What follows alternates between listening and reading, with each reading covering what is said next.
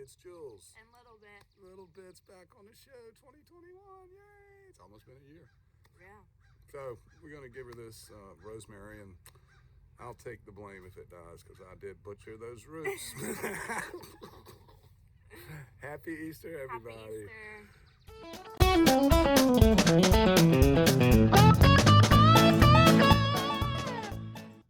Hey, Jules here. Today I'm going to show you how to set up your spring vegetable garden to maximize your output. It's easy. You just got to think, what direction should stuff be? Rule number one, you got to know where north is. Grow your tall stuff on the north side of your bed. Boom. You don't want it shading stuff. Well, unless, rule number 1B, sometimes, depends on where you're at, but if you're mixing cold season, warm season, sometimes you want to start some plants on the north side that are shorter in cool season, and that might extend their life. I mean, you might be able to eat on them longer because the taller plants will be right in front of them and you shade. Yeah, I'm going to give you an example of what's going on right here. So, this is our north garden, and this is the north trench, okay? You see the stuff coming up back here? These are early Alaska peas, and they are on the north of the north.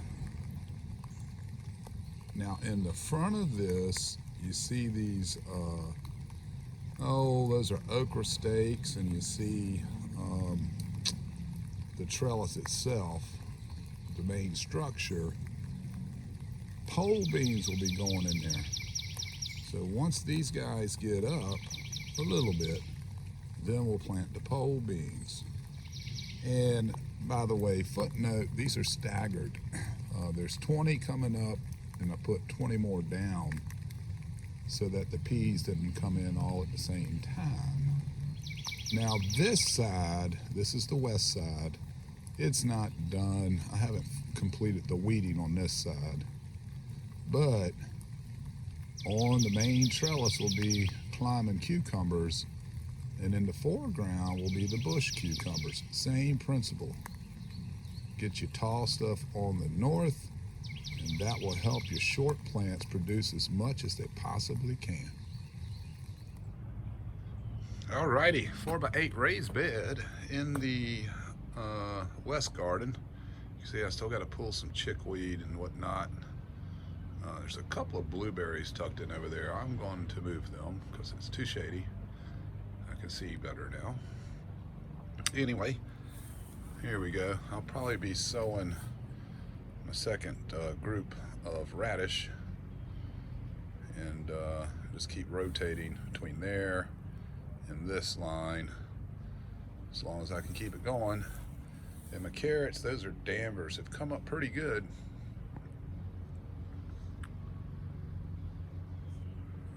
But those older carrot seeds I had didn't really hit. A few did. So probably gonna start some more Danvers in that left side. And then in a couple more weeks, I'll put another row in. And then in a couple more weeks, maybe another row. We'll see how it goes. And in the north trench on the east side is lemon thyme. That's one plant, 3 years old at least, maybe 4. And it is about 20 inches wide, or 20-inch diameter. I actually moved that lemon thyme from about over there where the leeks are. I moved that last year in the middle of the summer. And she's pretty scraggly, but she's coming back good. Need a little bit of lovey-dovey. Cut some of that woody stuff out of it, but I'm happy with that transplant. That went well. And over here in the east vegetable garden, that is the greens mix, coming in pretty good. Second up is the romaine, which it's there, it's just behind. That mess is the butter crunch. And yeah, got some thinning to do, y'all. And then the next group right here, that's that Lee Wren Choi. And then the thin piece there is the spinach. And then when it thickens back up, that's arugula, which obviously needs to be thinned. And that is Vates collards that are, boy, they've probably grown good 8 inches. They didn't come in big enough before it got cold, but they stayed nice and green, so I left them alone, and here they come. So something to think about. Start some collards in the fall and let them ride through the winter. Now, I am in Central Carolina, Zone 7B, so obviously you can't do that everywhere. And that's another, oh, that plant's been there. I think we sowed those seeds in April, I think, maybe May. But it's close to a year old. That's Italian parsley. And it made it through the winter, so he's gonna get another year of loving. And I need to do some weeding over here, but it's just not a priority yet.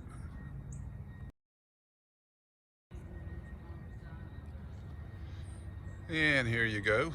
Finally got most of the chickweed and henbit out.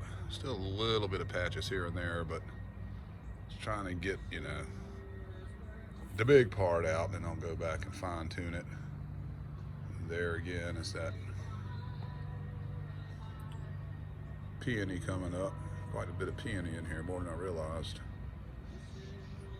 And that's more Vates. And those are my mature giant reds. Both of these were planted last fall. The Vates right where they stand. The giant red actually started in the north garden, and I transplanted them over here. And they made it. And then down in the leaves here, little itty bitty plants, those are Georgia collards. And these are the new starts for more giant red. So as you can see, we're staggering this stuff. Start some in the fall, leave it hanging through the winter so you got it. Of course, we've been eating on this stuff over here. We never stopped eating on it. Cut and let it go and come back and cut more.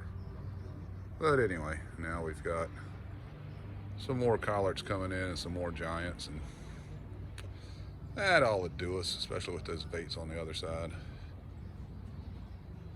Still haven't quite made my mind up over there. I got some ideas. Did get all that weed off of the garlic. And they're right up against the fence, but they'll be fine. And then at the very, very end, more garlic in a pot. And in the corner, that's a rosemary, 3 years old now. Also a transplant from the north garden. And in that pot, what we have is lemon balm.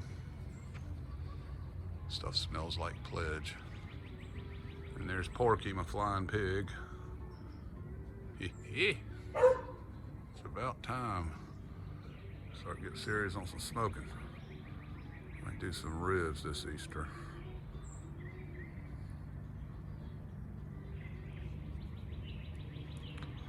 All right, well, that's a wrap for Monday evening. I'll let you look at that plum tree again in case you're curious.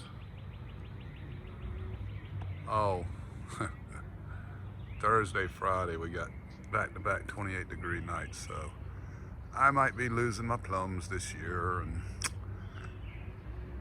you know, there's nothing I can do about it, so just see what happens. That's all you can do.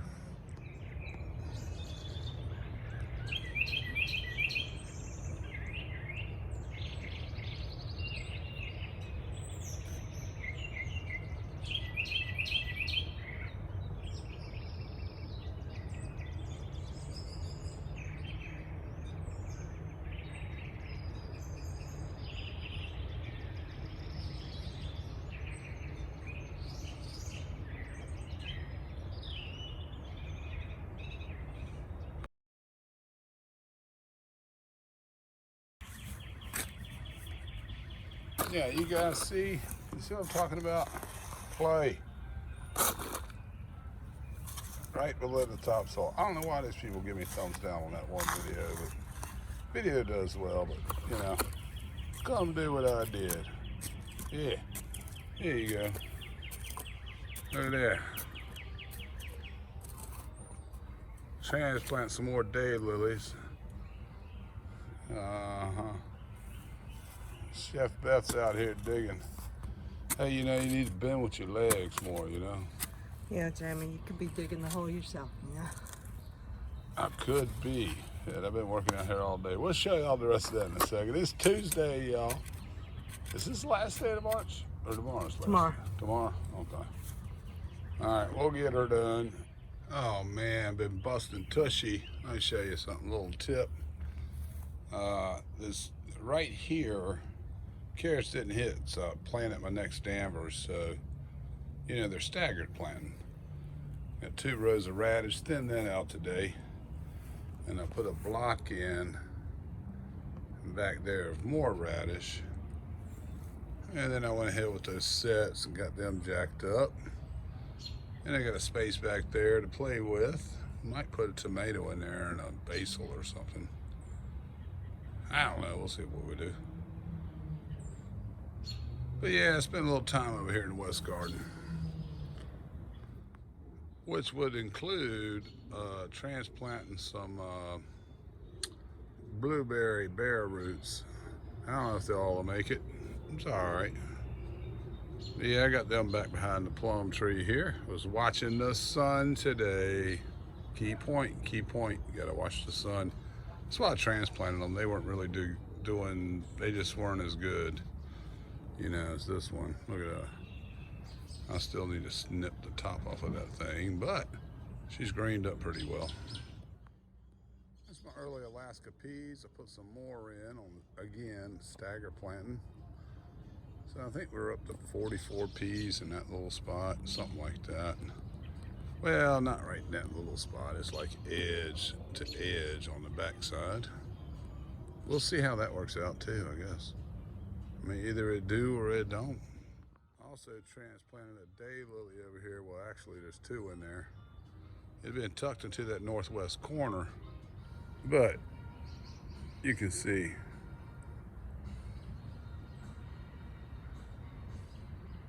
Massive sun. Massive sun.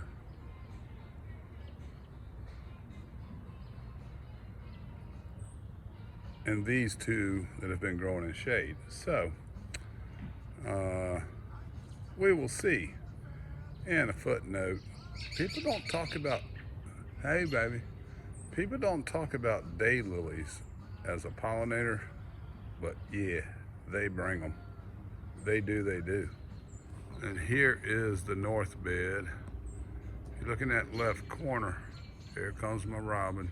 What's up, buddy? Go ahead. That lower left corner there, that's a bunch of clay on there where I dug out to plant that. It ain't gonna stay there, but let's see what this robin's up to.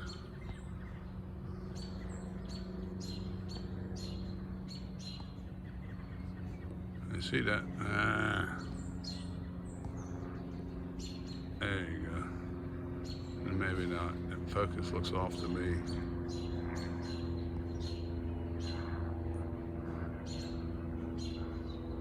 See that pose right there?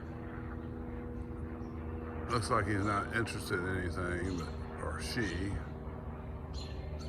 But actually checking out the turf. She's worming or he's worming. Let's see if we can catch a worming job.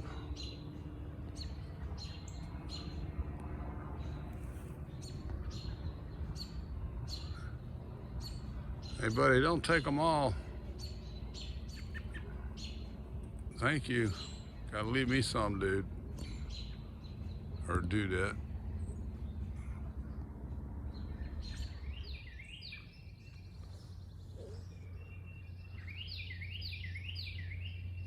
Good Friday morning.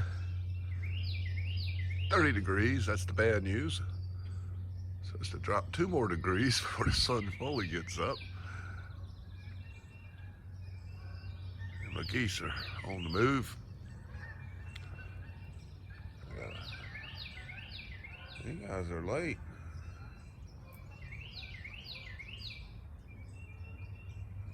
They're lost. Anyway. Don't really have frost though. So I guess the dew point was out of whack, or the frost point, whatever. I'm not a weather person. But I do know that's the second freeze on this plum. First one, it was blossomed. Now the blossoms have dropped. Got the buds. For the record, Good Friday, second freeze, and Saturday morning will be the third freeze. So we'll see. But after that, the weather's looks like we're good to go. So that would be, we are on the second, the third, so we look pretty good for 7 days after the third, which takes us to the 10th. And the typical last frost around here is the 15th. Although it can still frost after that. Small chance, but it's possible. Or freeze, I should say. But anyway,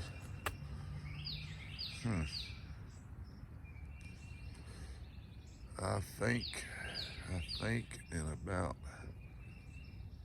30 hours I'll be getting my tomatoes down finally. Yeah. Yep. Not too much of a gamble. I mean, what did I say? The third, going on April 3rd versus 15th, 12 days before the average last frost.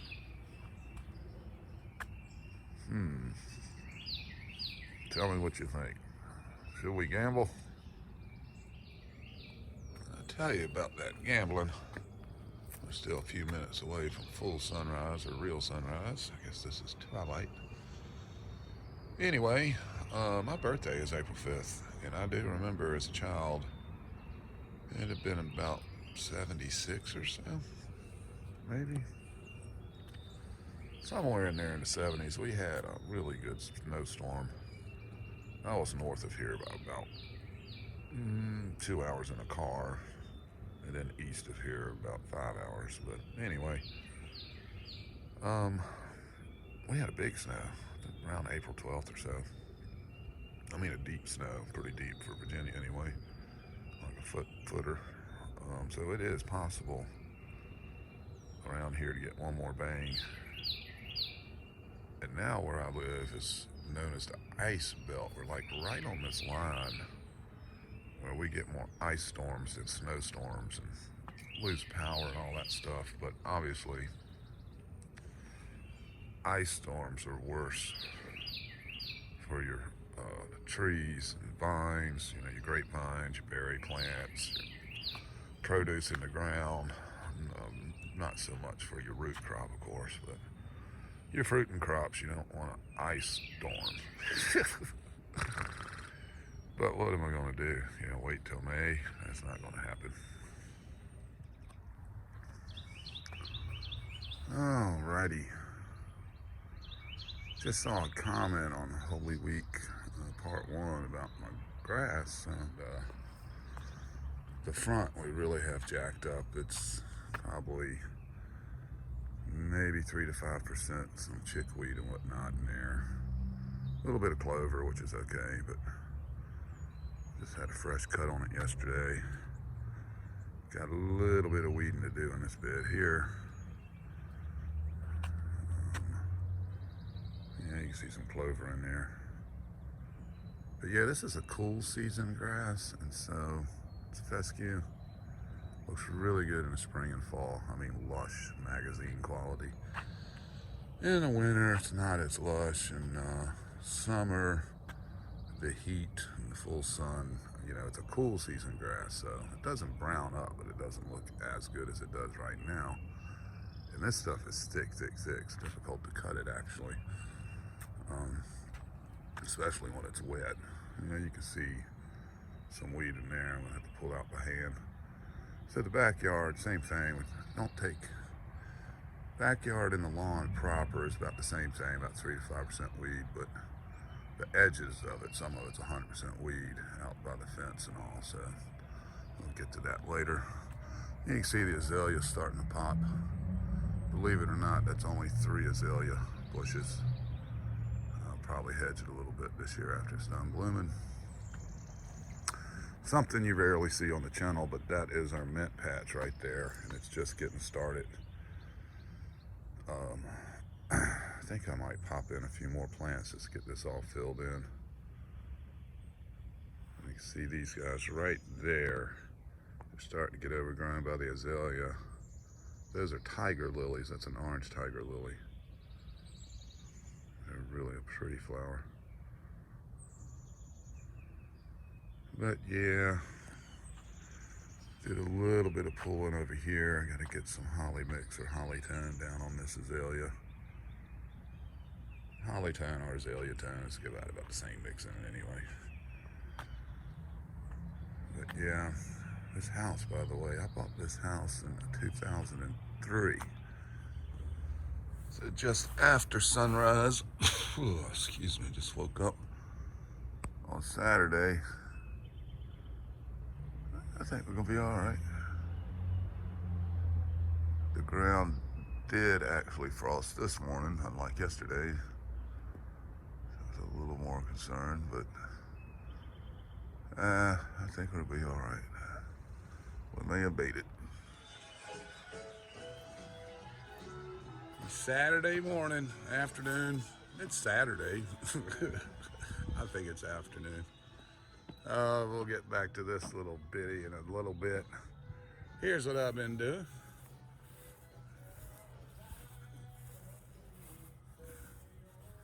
Yeah, man, getting close. Staked her out. This is where the 10 plum regal pasted tomatoes are going to go. And all the gaps and whatnot will be herbs, maybe some onions, I don't know, close to the beans, but and some nasturtiums, marigolds, companion flower plants. And back here, so we got the peas rocking.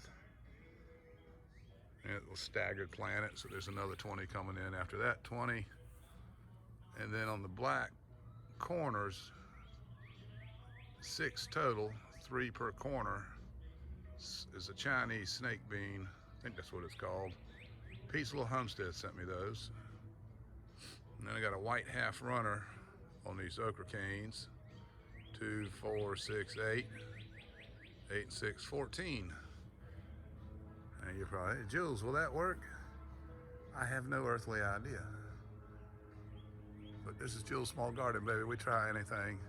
I can tell you this. Last year I grew pole beans, Blue Lakes, and they went way up in that tree. I'd say 17, 18 foot. And guess what? I'm getting pole beans dropping, and I'm picking them up and saving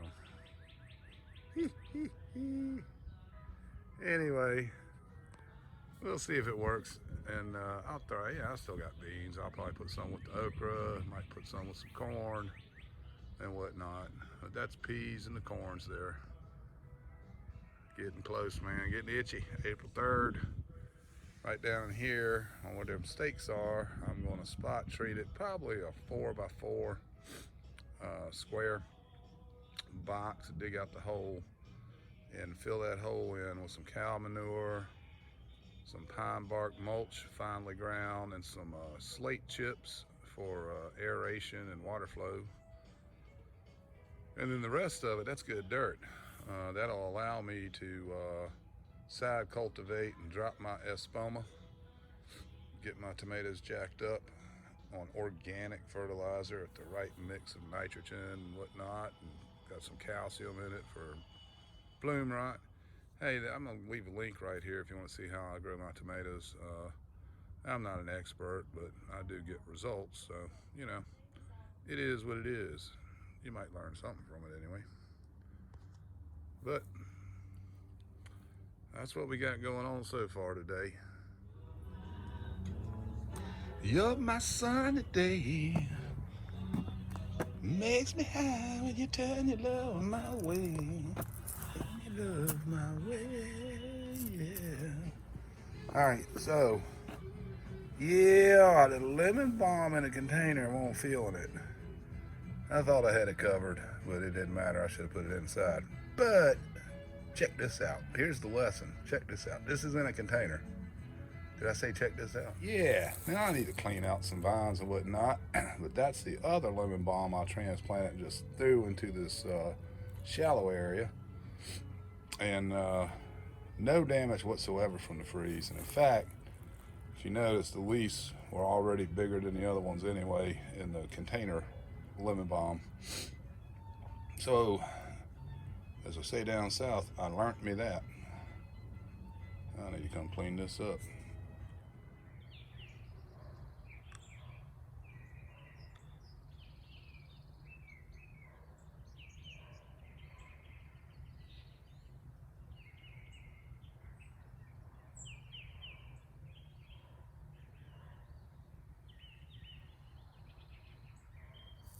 So it's Easter Sunday 2021, and we are taking some rosemary plants. These were propagated from a 3-year-old in 2020.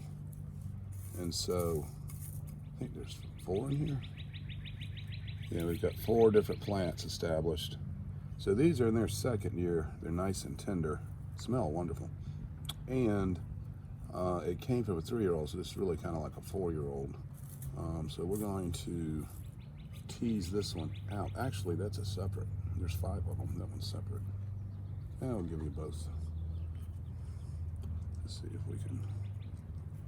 I don't remember doing that, but I guess it's split itself.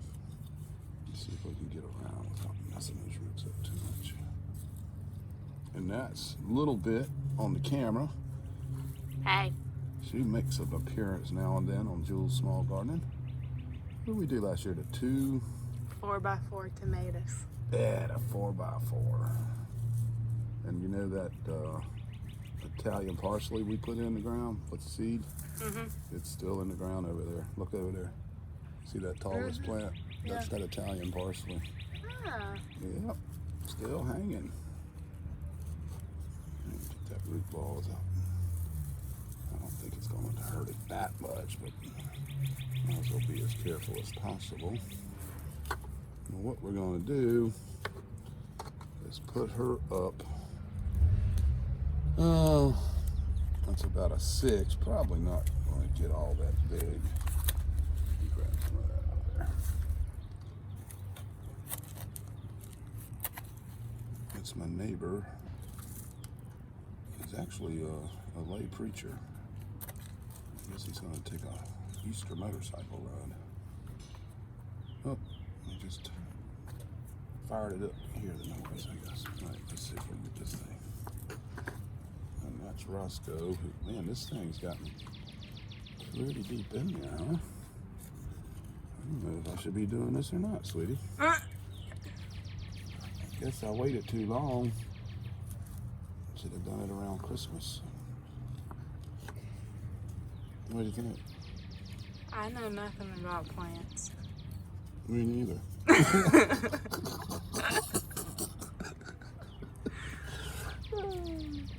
Come on, baby, you can do it. Oh, yeah, man, that taproot is way down in there.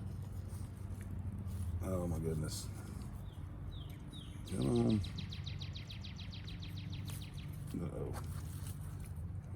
Put some water there. What? That's about right with that taproot. See it? Right there.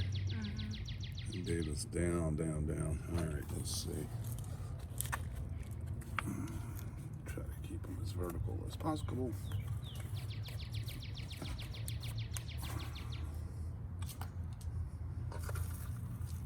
If you hear that snapping in the background, that's Roscoe chasing carpenter bees. We've trained him to be a bee hunter.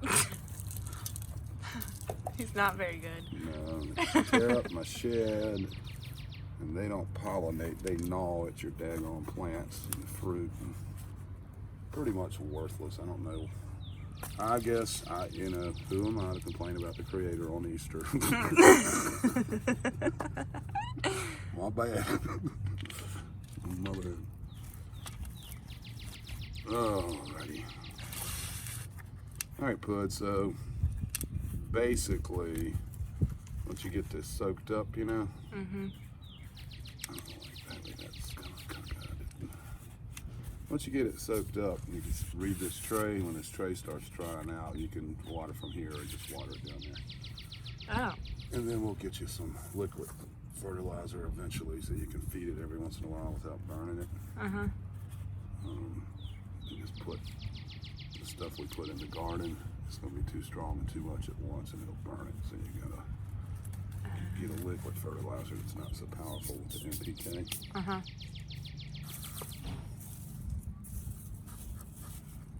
It always kills me. It was looking so nice and full. That's okay. We got another. What's that? That one's now 3 years old over there by the propane tank, so we can just propagate that. All right, let's get to the water.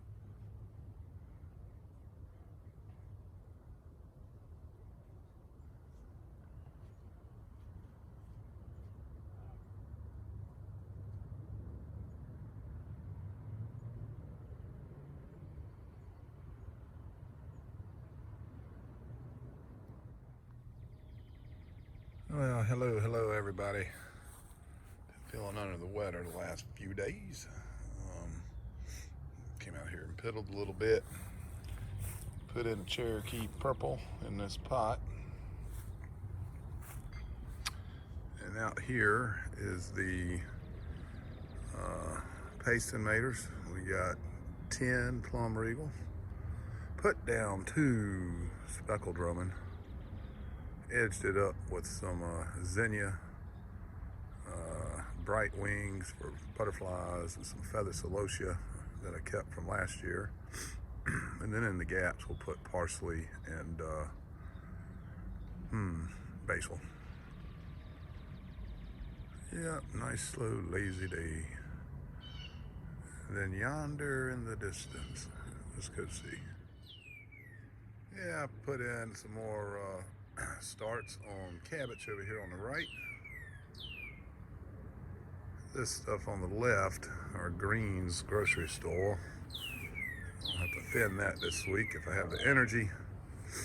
I have a really bad cold. I hope that's what it is. That is a habanero that I got from Pete's Little Homestead. That I started.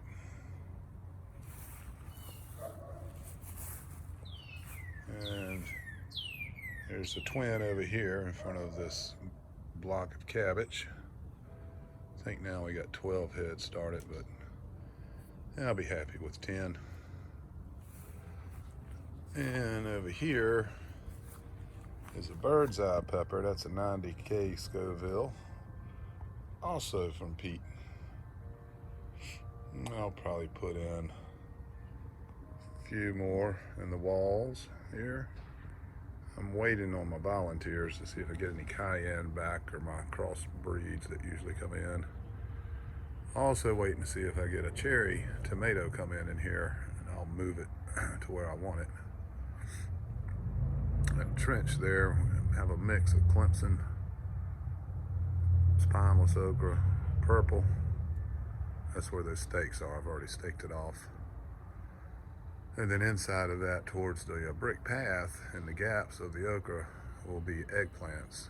A mix of Black Beauty and Rosita, which I got from Mark. I think that's a Hoss Tools seed, thanks to the program. And then I'll probably, that's the east side, I'll probably put a couple more okra and a couple more eggplant if they fit nicely. Yeah, and I'll be also putting up this week, if I have the energy, I'll be taking out the vates there. We'll be cooking that up and laying out our starts for broccoli. And then hopefully all that stuff's done by the end of summer, or excuse me, the middle of July. And if that works out, then I'll come back in here and make a couple of long rows of sorry. And it's cold. I can't even think of what I'm thinking. Rutabaga. Yeah. All right, guys. I hope you guys had a great Easter. God bless you, and thanks for watching.